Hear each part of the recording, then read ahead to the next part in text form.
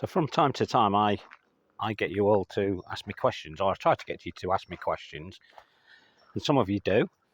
Some of you throw a few things at me.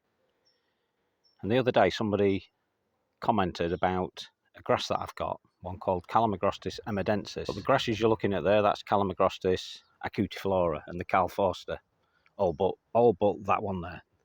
That's Waldenbush or Waldenbush. And what I thought I'll do today is we'll go for a little wander around the garden and look at some of my favourite grasses, or grasses that I think are worth having in the garden.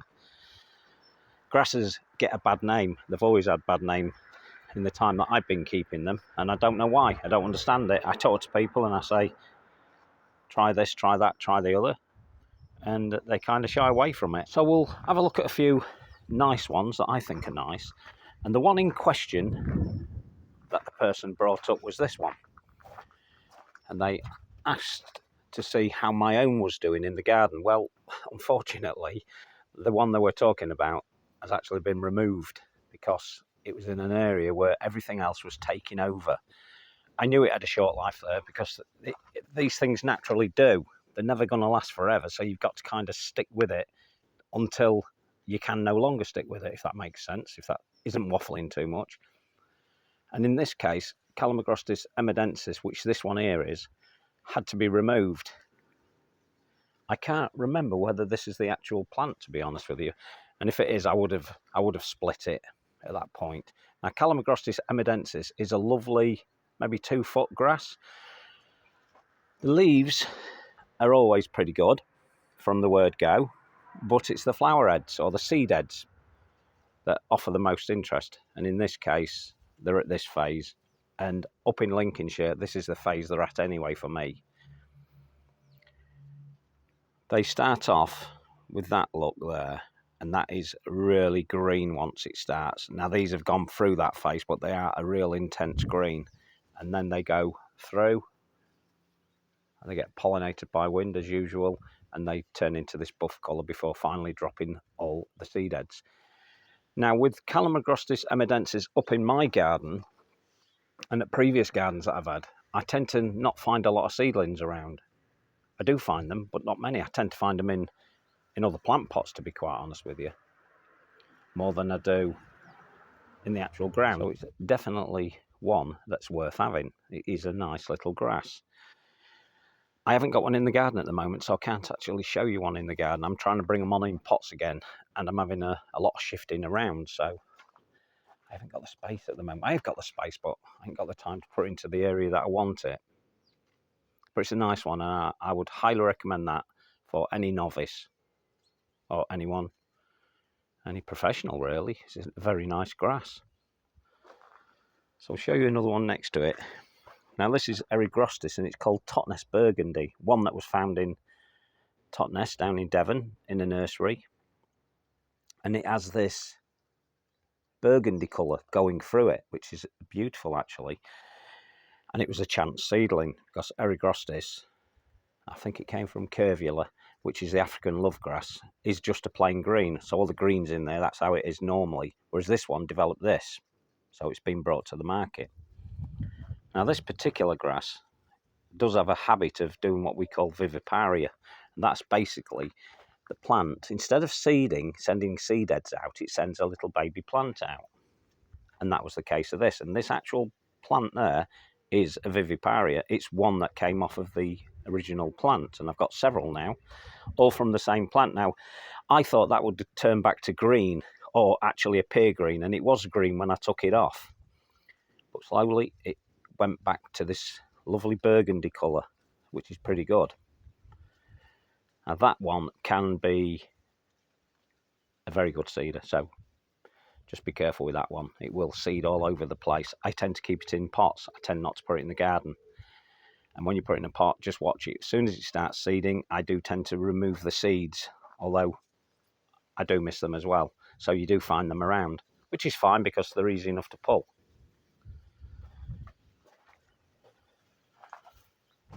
This one here is a Melinia, and we'll show you some better Melinias in a minute. This is a little baby Melinia that I've split off the original clump. And I'm trying to think if it's Le Pont de Say. Yeah, it's Le Pont de Say, this one. It has a lovely seed head. but we'll show you a bigger one in a minute. Now, I bought this Millennia down in Norfolk from a walled garden, and they are a very good nursery indeed, and a bit of a plantsman's delight in my opinion. But they sold me this as Davostral, which is the reason I bought it. And I thought, oh, Davostral, never heard of that. I've heard of Dawastral, but I've never heard of Davostral. So it has a V instead of a U. And I think it's a simple typing error. The plant is not correct as well. This is why I'm showing you this one. So that there is why I was attracted to it, because it has this heavy seed head, which looks fantastic. And I thought, that looks like a good one, because I do like my Millennias, and I have several in the garden. So I bought it, and then while we was at the holiday place we were staying at, I realised that it has another one in it, which is this. Now, to me, the thinner one, the smaller one, which are these here, these ones here, you can probably see from that. I don't know if it's showing you well on the camera. Oh, that's better. That's Dawastral, definitely. It's smaller, thinner, and quite nice. But there's another one here that's not Dawastral, and it's not Davostral, it's Dawastral. And what happens with Millennias, and I've noticed this over the years, and they do it quite successfully, is they seed into other pots. And before you know it, you've got some Millennias in there. And Millennias seem to be one of the best grasses for doing that, for seeding into other pots. So be careful when you buy a grass. Make sure you check it. Make sure you look on the internet or you look in the books and make sure it looks like what it is. A couple of good reference places would be Knoll Gardens, which is Wimborne in Dorset. They're very good at describing and descriptions and getting it right. And so is the Plantsman's Preference, who's also down in Norfolk, and he's pretty good at getting it right as well. So listen to these people that have been doing it a long time. They know what they're talking about. They're not going to sell you some rubbish. And the garden that I bought this from, or the nursery that I bought this from, is a very good nursery. But remember, they have people in there that are not grass specialists, so the people that work there can often not have a clue. In fact, on this occasion, I talked to the girl that sold me this one, and she didn't not like grasses, but she also wasn't keen on them until I got chatting about them, and I think she had a different appreciation of them. Not just this one, there were several others. So be careful when you buy a pot of grass, because it could have another grass in there. Now, here's a good example of what I've just been talking about. This is a panicum, and a panicum Cloud 9. I'm showing you that, but that's the panicum Cloud 9, this one. That's the original plant. Whereas this has got Emadensis, which is seeded into it. Now, I know that's not a Millennia, but it's got that seeded in again. So I've kept this in a pot forever, because I know one or the other is going to come up first, and I can't separate them. So I've either got to make a decision to just destroy the lot, or spend a lot of time trying to get one or the other out of there. And I don't need to get Emadensis out, because it's quite easy to get hold of. So I've decided I'm just going to leave it as it is for now. Not too bothered. Leave it there. Pampas grasses. People really do fear pampas grasses. There's some lovely pampas grasses out there.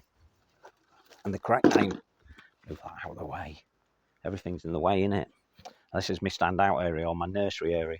And these are Cortaderia. This is Patagonia that I often bring to your attention. And I will show you the mother plant, what this came off of. And they're very easy to separate. You can see little clusters. Let's separate those two so you get a better look at one of them. So you can see from there, all you do is you lift the mother plant, pull it apart, and you should get good chunks. Never go for little small sections. Try and get something that's about 2 litres. So just take yourself a little pot, a 2 litre pot, like that's in, plant pot, and rip it off and drop it in. If it fits in there quite nicely, that'd be a good take. Be a nice one to have. And it's got a seed head on this one. The others didn't produce them. This one did. And I've sold a few of these this year, but I refuse to sell this one because I'm putting it back in the garden. And it's sometimes good to have the flower head on so that you can see what it's going to look like in that area. And it's a smaller one, but we'll show you more of that as we move around the garden. So just bear with me. We've got more Millennias in here, and I do separate them I've got Carl Forster in there, I've got Le Pont de Say, and I've got one called Windspiel. Now what I do with these things, when we get to a certain point where they're about to pollinate or have been pollinated, I then cut the seed heads off. It keeps them true and it stops a lot of confusion later on. Oh look, there's another Emadensis here. That is a seedling I found, and I've separated that one out because it was particularly good seedling, and we get to look at more of the green colour I was talking about. You can see there, that is not it. That's a miscanthus, but this one is a nice one. So this is the one that's likely to make it back into my garden.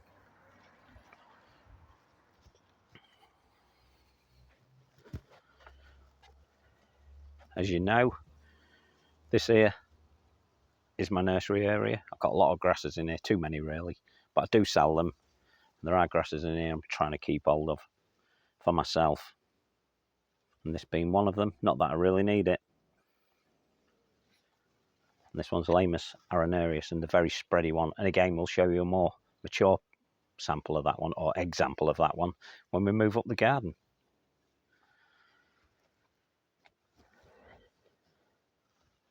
Now it's Miscanthus season kicking in, and that's a good one there. That's Miscanthus sinensis and one called Roland, a very tall, slim one. Can be prone to flop a little bit, so if you can give it support, give it support. Just put it in a border, should be okay. But on the whole, it stands quite well. All I do, the ones that go floppy and move away from the main clump, I simply clip them off, take the flower head off completely. I don't mess about with it. So I've got some plants here that I'm trialing, and this is the one that I found probably 5 years back now. It's not as red as it was. This is why you must give them time to do what they need to do. It's a very diminutive one, and it came from a zebra grass called Gold Bar. And if you look up Gold Bar, you'll see this is nothing like it. I've split it into 4 plants. Now the reason I did that was simply because it had a grass that was growing, a wild grass growing in it, and the back one is still a little bit like that one there where it looks a bit dead, but we shall sort that out over time. And then what you should do really when you get these new ones and you're trialing them, you should put them into maybe 3 places in the garden in different areas and test them and trial them like that. And a lot of people don't do that. They produce a nice one and then they just put it out there. It's crazy. And by that I mean they put it out there, they sell it. They sell it as a name, and then it becomes a very, very weak plant, often, because they've not trialled it enough. It needs at least 5 to 7 years, in my opinion, to produce a good plant. They say 3. I disagree with that. I think it needs a lot longer than that. So we've got some nice grasses in here, but we'll show you the more mature ones. Some of the little ones I've got here are splits from plants that I've desperately tried to get going that I keep failing, so I've split them again and put them into some good compost and growing them on in pots till they get to a decent size. This is a good one if you can come across this one. And this one's called Miscanthus sinensis Gold Feather. Gets a lot bigger than this. It's only tiny at the minute, but it has that gold looking leaf. This one isn't commercially available because it's so slow. So they don't produce it for the garden centres, which is a good thing in my opinion. So I have that one, and it's quite a rare one to find. You can find it, it is out there. I know some people have that one, but it's not easily available. Well, I'll show you this. This is the cuttings from my own Euphorbia wolfenii malachite, and you can see how blue those leaves are. They're wonderful. And these are just 2-year-old cuttings, and they're doing very well. It's a very good, strong plant, which is why I keep it, and why I keep taking cuttings off it. I'll show you some of the bits while we're here. Quite nice. I keep bits of everything around here, just bits of everything. And there's another Euphorbia here that I spotted in the garden, and I think it was January or February, and it had a very interesting leaf, which it still remains to have. And the seed head was very pretty. The seed head's just there. I've left the seed head on so I could pick it out of the garden as and when I needed to, and now I've lifted it, and I'm hoping that that's going to turn out to be a good one. Again, I'm trialling this one, just see what it's like. It's just a chance seedling that's popped up. Remember, I've got lots of euphorbias in my garden, so they're bound to produce something interesting at some point. And I think this one's quite nice. Just got to wait now, see what it develops into. 2 years' time, it might be a load of rubbish. I may be having to chop it down and get rid of it.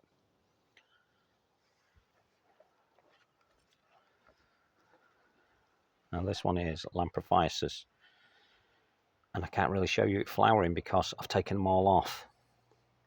You need a lot of space for this one, and although it looks boring here, it is a beautiful, beautiful grass to put in your garden, but you need about 3 or 4 foot around it to give it space to grow, and it will take dry areas really well, this one. Any dry garden you've got, this will definitely work for you. Walk through the orchard border. As I said, this one's Miscanthus sinensis Roland, looking quite nice. Then I have other grasses that are not really flowering properly at the moment. The flowers are there, they're pushing them up now, but they're not there yet, so we have to wait. This particular one is supposed to be a manual lepage. Not 100% sure at the minute, but we'll see. It's been in a pot for quite some time. I may have overleft it in that pot, which might have had a bit of an adverse effect. If you leave them in pots too long, you end up either changing the plant's very DNA, well, not changing the DNA, but the way it behaves, and sometimes it's a bad thing, so it's better to get them in the garden as soon as you can. We've got another one about to send its seed heads up here, and this one's a Knoll Garden one's actually. Knoll Gardens in Wimborne, down in Dorset, and this one's called Cindy, and it's one of their own selections, and it's new in, so it's not going to be doing much this year. The little grass behind it, that's a Deschampsia, and it's Cespitosa, and it's called Cabana Buta, and it's fantastic. It's probably one of the strongest Deschampsias that I have, and that I've ever come across, if I'm honest. Very strong. Seed heads are good as well, but again, I need to take those seed heads off anytime soon because they'll be spreading everywhere, and I'll be finding them, and they're quite easy to recognise because they do have little clusters of leaves, and you can tell that they're a Deschampsia. Not easy if you're an amateur, admittedly, but it's a beauty nevertheless. And if you do spot little things you don't recognise, then just pull it out. I always tell people, look at your main clump. If you find a seedling and it looks like your main clump, then pot it up and then just keep your eye on it, see what happens. And if it's no good, I would tell you to get rid of it. Just get rid of it. There's too many grasses out there that people keep and try and name them that turn out to be rubbish. This Liphrum is looking fantastic. This is a Liphrum species, and it's been flowering for ages now. Absolutely ages. I expected this to go over quite quick, but it never did. I'm talking about the purple one, by the way. The other one's Rudbeckia demii. The one I talked about in my last video, that was a darker colour than the ones further up the garden. The rose is looking brilliant as well behind it. And that's Rosa rugosa. It's a wild type rose, really. Good edging rose. And it continually flowers throughout the year. And if you keep cutting it back, it'll keep flowering. It is a beauty. Let's take a closer look at some of those flowers. There you go. And it has a lovely scent to it as well. And these ones here, they're creating a little cluster. And it'll just keep going, really, till the frosts hit it.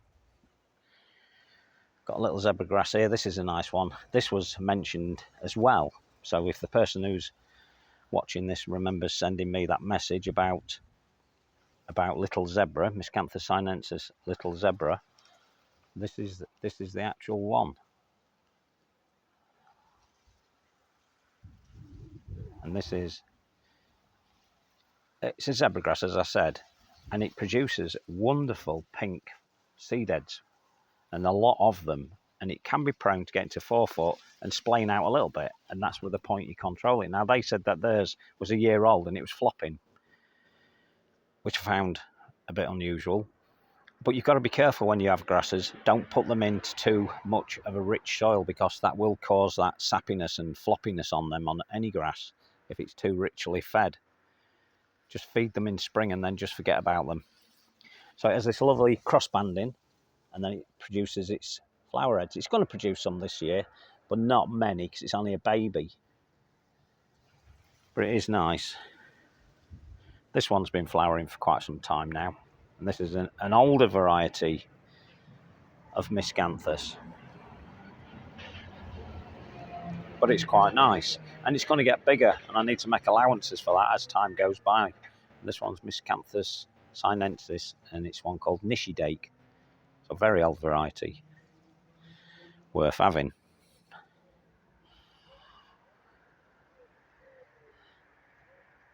That one there is called Grassy. It's a million miles from where it needs to be. It's a very big grass over time, so 2 or 3 years' time, that one will be worth looking at. At the moment, it's worth looking at, but it's not interesting enough for this video at the moment. But it's quite a nice one. Obviously, I'm going to mention this one. And again, Calamagrostis acutiflora Cal Forster, beautiful. Look at it now. It just has so much interest throughout the year. I just love it. Always looks interesting. The one at the background there, the green one, that's a panicum called Thundercloud, Panicum virgatum Thundercloud, in a very, very upright form. Very strong form, and I think it looks fantastic in here. If you have this type of grass and you put it in multiple numbers, so plant en masse in the border, you'll find that that actually ties the border down really nice, gives it some sort of an identity. It's a very strong one, very strong growing indeed. That one's 3 years old, I think, in my garden. I did move it from another place. It wasn't doing very well where it was, which wasn't more than 3-4 foot away from where it is now. But it's doing much better now, much better.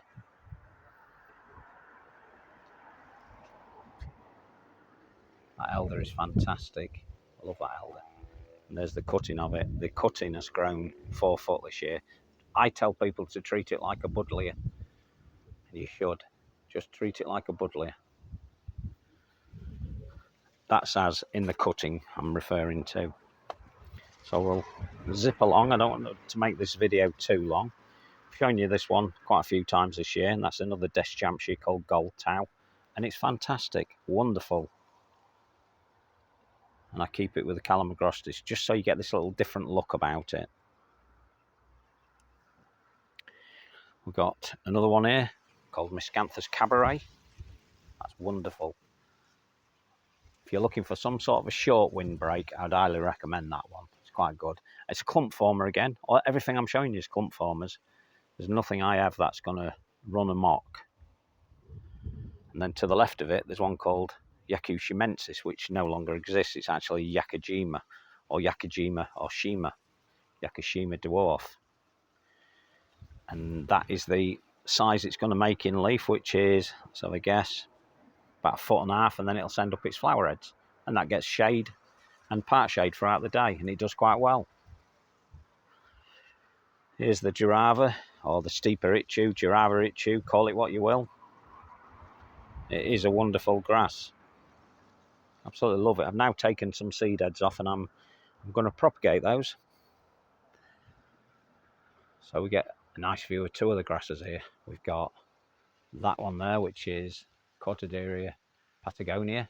And in the background, right up there, that's Cortaderia richidii. And all grasses go to this kind of buff colour once the seed heads have been pollinated. And remember, they're pollinated by wind. But that's wonderful. I'm going to give it more room this year because it's a very big clump. It doesn't get very tall, as you can see from there, and it shouldn't get any taller than that throughout its entire life. That's what, 2 foot, 3 foot, 3 foot high maybe at the tallest. And then the seed heads are amazing. They start off a rusty colour when they first start, but then they become this magnificent fluffed up version of itself. And I love it. I absolutely love it.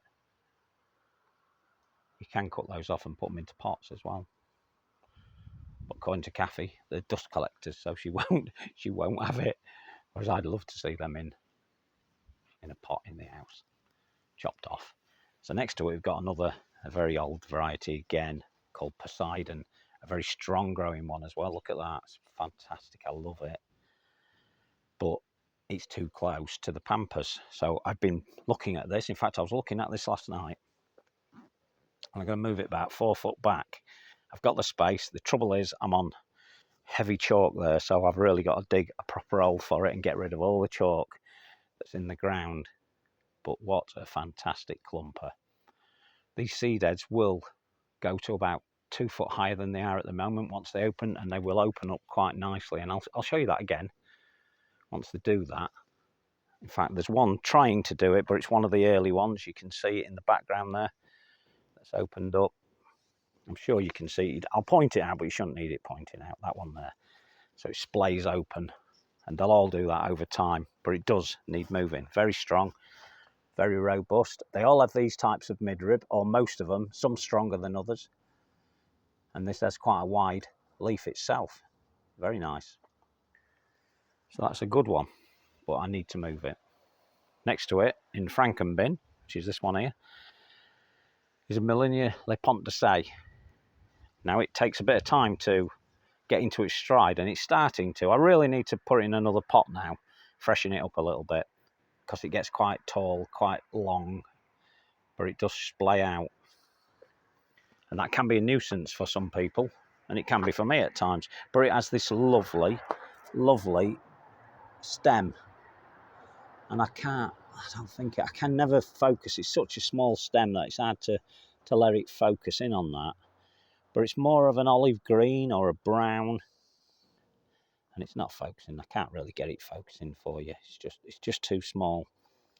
But it thickens up over time and then it splays. Whereas here, I've noticed last year that it stayed more upright in the pot.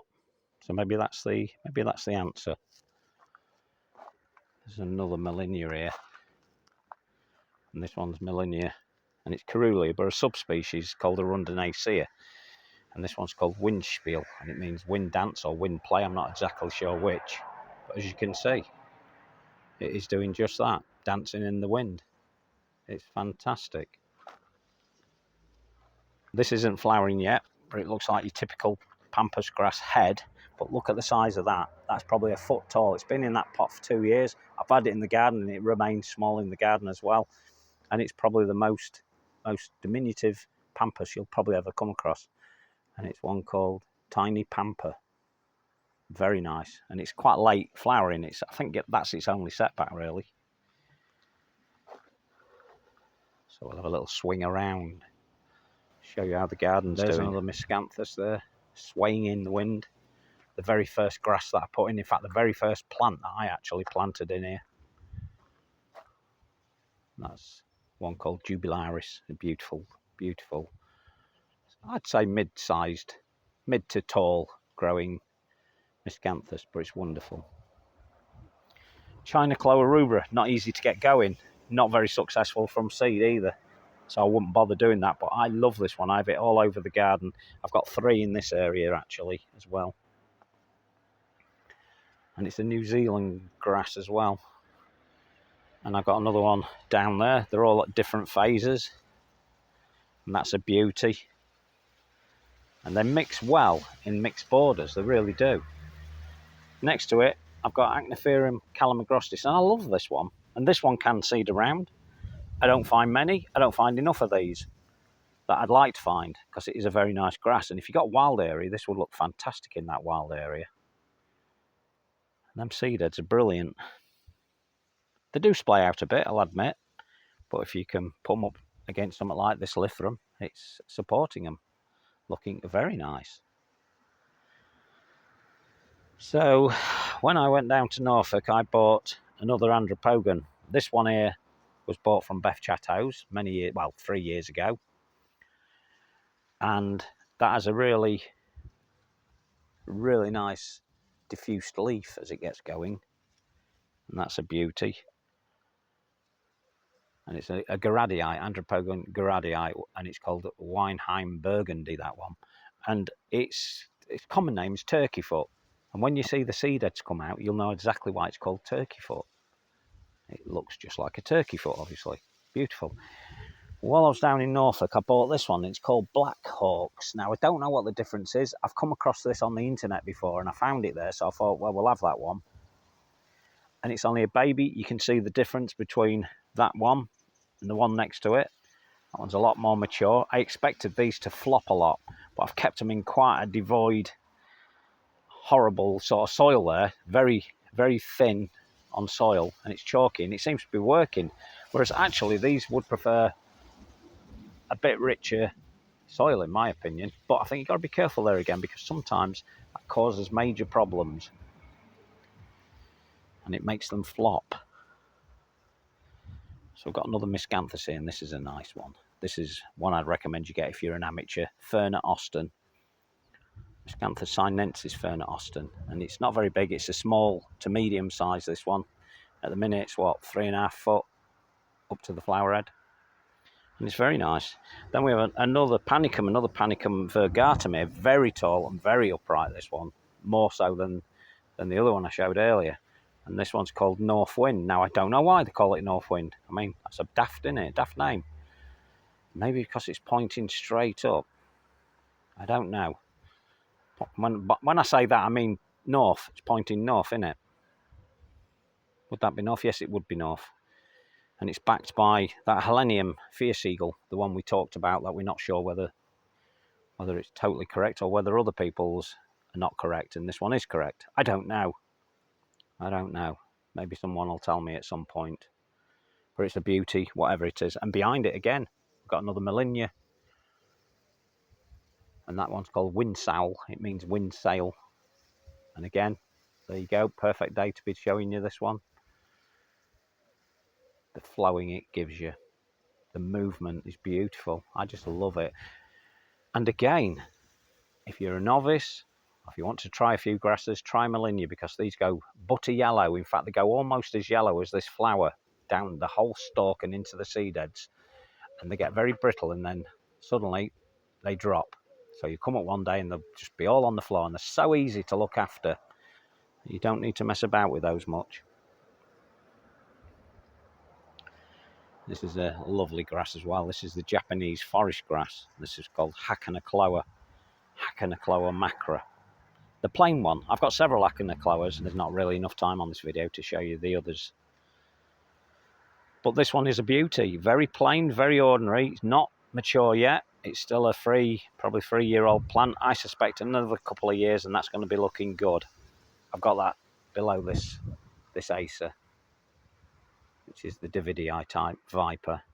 And we'll show you more of this as winter approaches or autumn approaches, when this becomes even more defined, this snake bark appearance. It's lovely. And that rope, remember, I'm trying to keep it away from itself. It keeps moving because it's the branch itself is so strong, it's wanting to pull back up into the central part of the tree itself, and I'm trying to stop that. So we may have to remove some of the branches. We may have to remove this.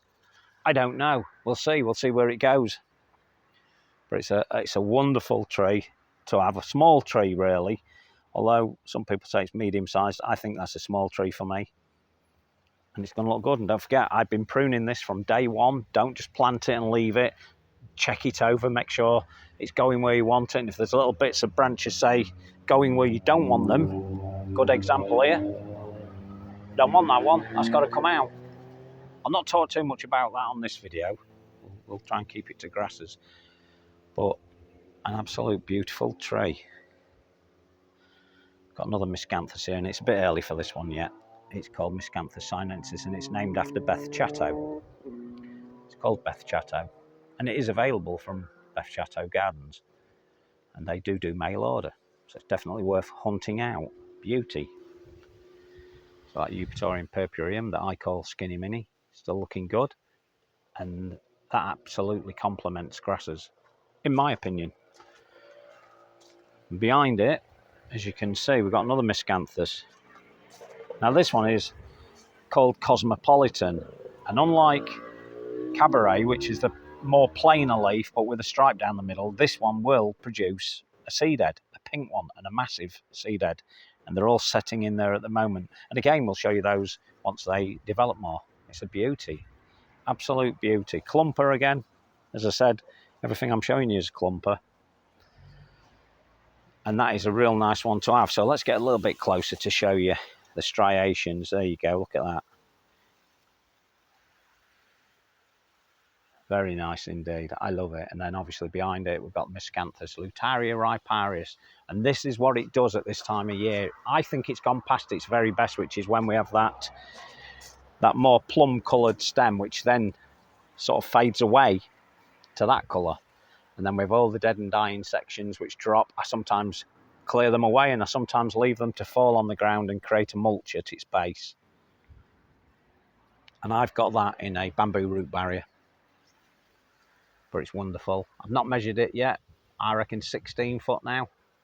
I don't know. I keep changing that on every video I produce, telling you the different heights, but it's a stunner. And we mentioned this one the other day. This is a Pennisetum macrorum. Fantastic. I absolutely love this one. It's got to be one of my favourite Pennisetums, if not my favourite Pennisetum. Those seed heads are wonderful. I love them. All the length of them, I'd say they're about a foot long, some of those. Absolutely fantastic. And it's a clump former, can spread a little bit, not too much, but it is prone to drop seeds everywhere. So just watch for that. Still worth having, just for that look. Fantastic. I don't know if you can make out the rustling. Let's get closer to this Miscanthus.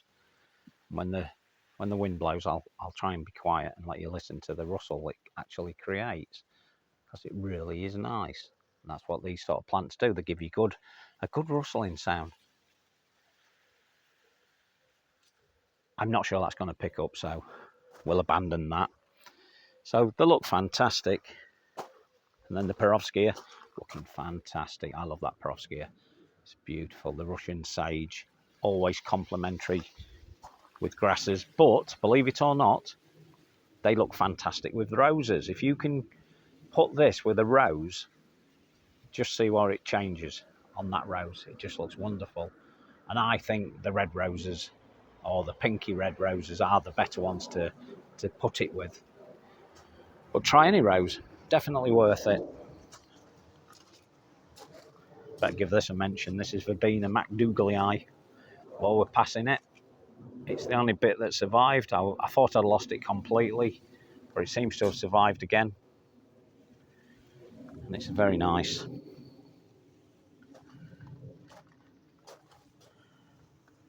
Another Eupatorium there, that's called Baby Joe. I'm going to move that, it's just in the wrong place for me. I wanted to test it here so it wouldn't cause me a problem, just to see if it would remain a small variety, and it has. It's beautiful. What's that, 3 foot? Fantastic. I love it. If you've got a pond and you don't want a big plant or a big Eupatorium, put that one in. Whereas this one, my own Skinny Mini, a lot taller. A lot taller, but fantastic. We'll go to this one. I know Monty Don keeps mentioning this one, and a Manthele lesoniana. And it is truly a wonderful grass if you've got an hard area to sort of like cover. It's very forgiving, but very short-lived. You might get 4 years, 5 years out of it if you're lucky. And then it becomes a very sparse, leaved thing that you just must remove. But by then, you will definitely find babies all over the place. But it is a big plant, a big splaying plant. And I always tell people, take away some of these seed heads.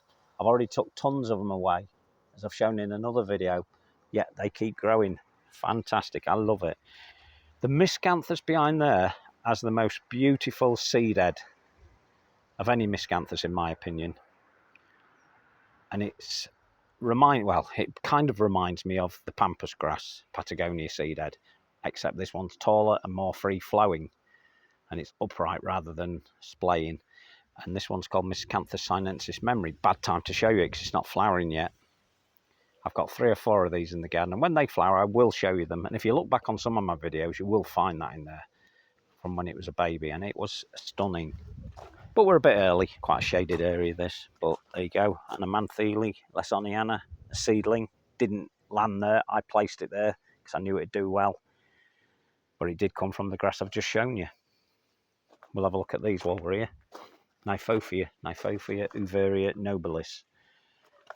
And it has a wonderful flower head. They get massive eventually then, but this year they're not doing as much as they did last year. I seem to remember we had a lot more rain at this time of year last year, and they grew bigger, but I moved it at the end of last year and put it here. I'm not sure I've made the right choice, so we'll do something about that. But it is a wonderful plant. And you'll probably know them as red hot pokers.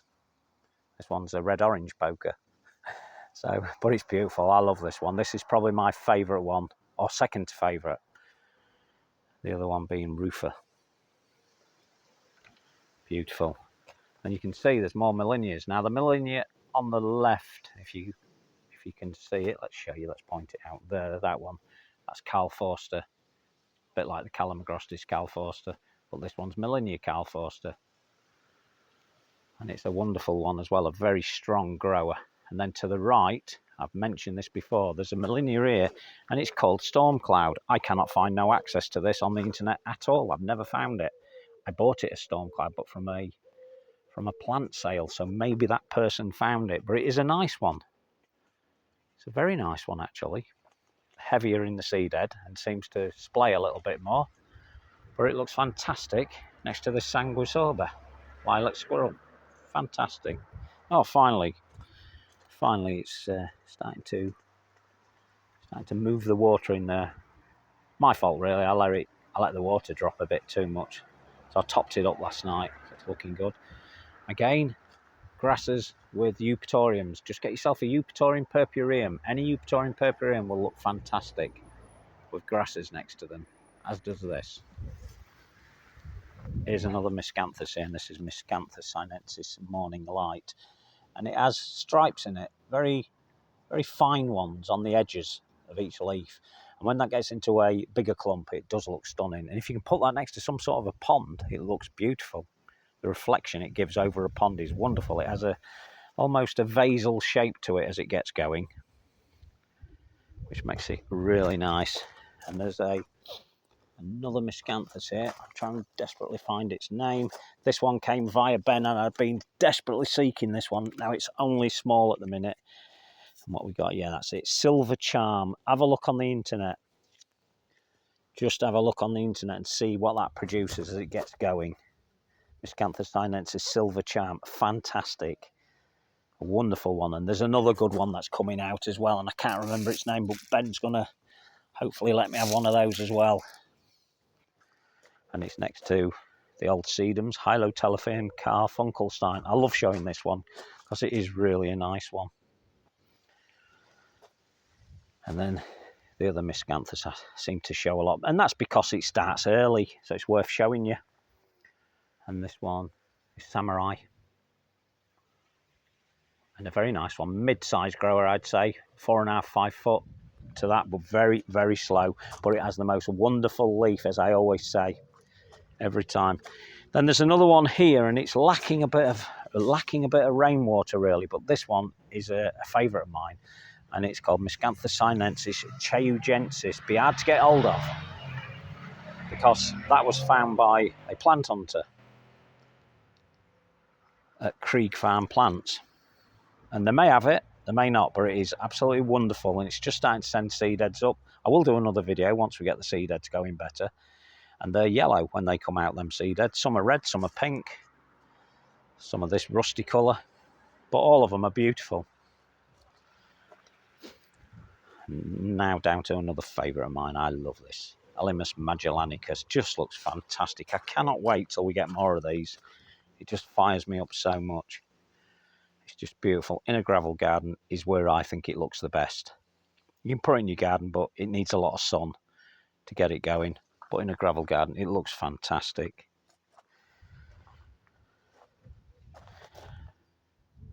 I've paired it with this Anaphalis this time, which I got new, which is beautiful. Absolutely beautiful, and they like dry areas. That's why I've put that there. Looks good. No to do with grasses, but just thought I'd show you it. That came from Beth Chatto as well. Another great grass here, Lamus arenarius, the one that I tell you to keep in a pot. And then the grass to the left is called Hamish. He's a ginger form. He has to make an appearance every time I come. He's been rubbing around my legs ever since the start of this video. I just haven't shown him. He just likes it. He knows he's on camera. He does make me laugh. And then onto this beauty. Cortadera richardii. It just looks stunning. Absolutely stunning. I love it. Let's walk around here to see it. Get a better view of it. I mean, look at that. That can't fail to impress you. Because it never fails to impress me. Beauty. And I sometimes like to take pictures here with a Verbena bonariensis like that, because that often looks good. In fact, we'll take a picture of that to put this as the front page when I upload this video. I'll take two. There you go. It's Beer Devil. Then this one here, Arundo Donax. Very late, the Arundo Donax. But look at that, it's beautiful. People say that's a spreader. No, it's not. This is Arundo Donax macrophylla. And it's the leaf. It means large leaf. Look at that. It's huge. The leaves are huge. I love it. It's beautiful. And then what I do is I leave it to die off, and then I just chop it down in the spring, and then up come more and more. And it's easy to control. Some people mix that one up with the ordinary Arundo Donax, which for most of which can be invasive. This one can. This make a large clump, but it depends where you put it. It's all down to you as the gardener to control that. It's a beauty. Another miscanthus here. This one's Golden Fleece. I'd never come across this before, but I found it in Norfolk, and it's a miscanthus. I think it's a sinensis type, but it's called Golden Fleece. If we just move up here, we can show you the other one that I said it doesn't appear to have its dot. It's called Mega Dot. I think you can just make out. See if we can zoom in on that. Yeah, there you go. That's called Mega Dot. And you can see it's got some big striations across that. And that's the Giganteus type. So Miscanthus Giganteus Megadot. Not easy to get hold of. Only just came into the country 2 or 3 years ago. But look for that one. It's very nice. So, I think we've had quite a long video this time. I do like doing the longer videos, if I'm honest. I get to talk more. Something I like doing, as you're probably aware. Don't forget, check me out on the radio. BBC Radio Lincolnshire. I'm on every third Wednesday, 12 o'clock, roughly. You get to hear me waffling on that. This border's looking good. Some of the plants are about to come out on here. That look great. The euphorbia is finally starting to settle back in since I gave it that chop. So it's looking good. And then China Clover looks fantastic there. That's the one we showed you a little earlier. And it all looks good. I love it. Oh, I better show you this one because it's going to be in your view now. This one is Gilt Edge. Very slow, I've noticed. Very, very slow. And I think that comes through Jubilaris. Not 100% sure, but I think it does. But it's a very slow plant to go at. And it seems that all the yellower ones seem a bit slow. Whereas this one here, this is the Cabaret, Miscanthus Cabaret, with the just single striation, or several striations, but plain, more broad, is a good fast grower, and that'll do well for you. And we have other grasses in here, as you can see, but we can't really go into depth on those ones. But the Carl Forster always looks good. I'm definitely going to start dotting those all over the place. We have other grasses in there, but the video has become quite long. So we shall leave it at that. Listen at me. So we'll leave it at that. Just want to show you. So there's an Anamanthele lesoniana at the back there, you can see, and that drop there as a seedling. And it loves it. It's under the dry shade of that tree. Just proves to you how well they can do, given a chance. And I'm going to end with this. Not really a grass. This is a Ligusticum, Lucidum subspecies lucidum. I can't really make out the seed head. Ah, there it is. Okay, the seed heads are about there. I'm going to give this today to dry out a bit, and I'm going to collect some of the seed heads that I think are ready to go, because some are further on than others and I don't want to lose them. This one here, this one's further on than most. Where is it? That one there. They're ready to drop, so I need to get them, and hopefully Ben up at Cliffbank Nursery will receive a few of those. 100,000 million of them. I'll keep him going. And then we'll just time to show you this. The roses. We're in August, 2.5 weeks into August, and look at that. What a beautiful show. In fact, we get a better show from up on here. A lovely show from up here. And look at that. Even with the pampas, look how beautiful those roses look. They look wonderful. And the pigeons coming across to admire it. I've given up chasing the pigeons off. Waste of time. Waste of time. Live and let live. So, there you go. A little talk on grasses. Well worth having. Don't be put off them. There are so many different species. I've only shown you a fraction of what I have. I can only show you a fraction. On the films we have, I should get dead bored. But hopefully that's given you a kind of look into it. And for the person that wanted to see the emedensis, sorry the one that you saw isn't still there, but I did put Skinny Mini in its place. In fact, shall we show you?